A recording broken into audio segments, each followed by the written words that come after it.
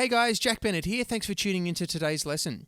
Today I'm going to show you how to reorchestrate a drum beat. And if you checked out the previous lesson, I showed you how to reorchestrate a drum fill. We took the Gospel 9 fill, really basic but really popular and easy to apply fill. We started out on the snare drum and bass drum, and then we ended up moving it around the hi-hats and the toms and things like that. And the whole premise behind that lesson was, and what we're continuing today, is that you didn't actually have to change the sticking sequence at all. Okay, it was always the same thing, but just when you reorchestrate it around different drums and cymbals, it sounds like a different fill, especially when you play it fast. It's like, whoa, it sounds like a completely different fill, but it's not. And today we're going to do the same thing, but we're just going to use like a funk rock beat. All right, so that the beat that we're going to use today is just this. I'll play it for you fast, and then I'll break it down and play it really slow. 1, 2, 3.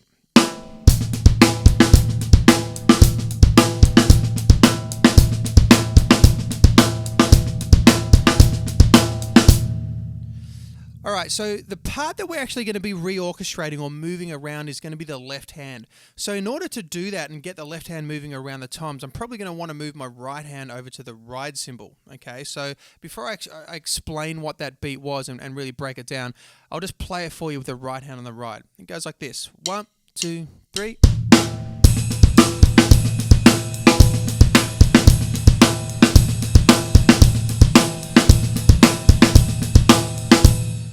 Alright, so let's deconstruct this beat and figure it out before we reorchestrate it and reapply it around the toms. Let's just look at the bass drum figure first. I'm going to play it underneath the ride cymbal pattern. The ride cymbal is just basic as. It's just 1 and 2 and 3 and 4 and. So just continuous eighth notes with the right hand on the ride, and the bass drum is playing this pattern. Alright, so a little bit slower. We're going 1 E and 2 E and 3 E and 4 E and 1.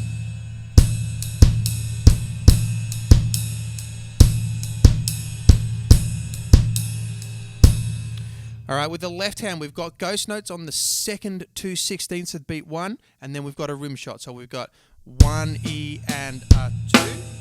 Alright, and then we have another rim shot at the end of beat 2. Straight after the bass drum we get, and then we kind of repeat all of beat 1 throughout beat 3. It's the same thing. It's just 3 E and 4. So it's bass, ghost, ghost, bass, rim shot. All right, that's beat 3. It's exactly the same as beat 1. So far we've got 1 E and 2 and 3 E and 4. Except we play a rim shot on 2 E and as well. So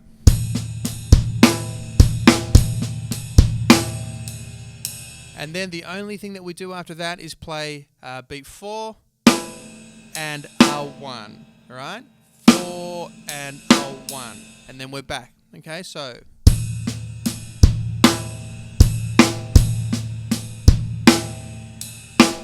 All right?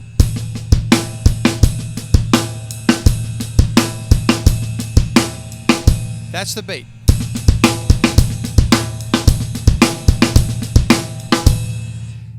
Now what we're going to do is we're going to put a lot of the notes around the toms, and so in order to bring out the notes and really hear them, we're not going to ghost those ghost notes anymore. We're going to bring them right out. Okay, so we're going to go for more like this.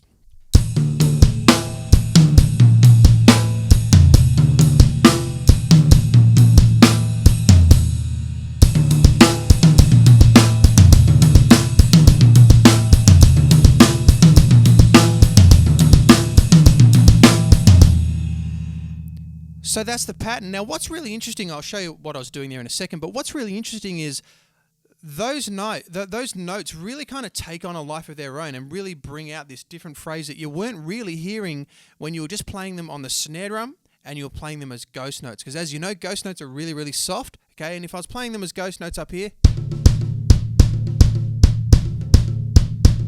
we wouldn't really hear them, okay? So I'm really bringing the volume, I'm bringing the stick back and throwing down a bit harder.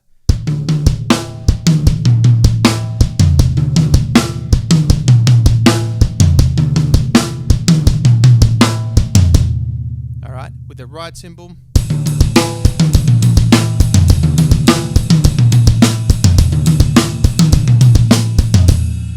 1, 2.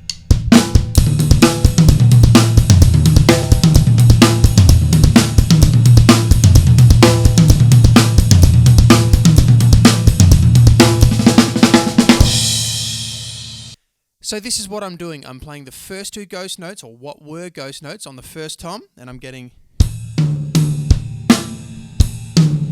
and also 2 E and A. So we've got 1 E and A, 2 and A, and then the next two ghost notes are on the middle tom, and then the last note, 4 E and A, is on the floor tom.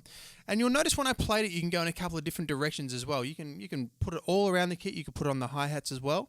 So that's a way of taking like just a basic funk rock type pattern that you'd probably play in quite a lot of songs.